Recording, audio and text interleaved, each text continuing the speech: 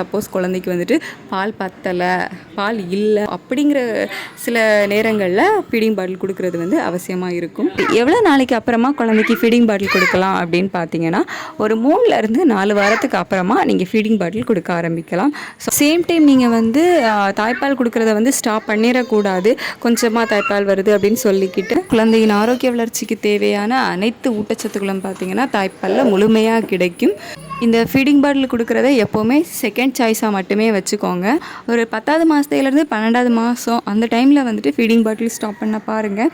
Reason என்ன அப்படின்னா, குழந்தைக்கு 6வது மாதத்துக்கு மேலேயே பல் வர ஆரம்பிச்சிடும். ஸோ அந்த மாதிரி டைமில் குழந்தைங்க தொடர்ந்து அந்த ஃபீடிங் பாட்டில் எடுத்துகிட்டு இருந்தாங்க அப்படின்னா அந்த பல்வரிசை வந்து நேராக வராமல் கொஞ்சம் கோணலாக வரதுக்கும் சான்சஸ் இருக்குது.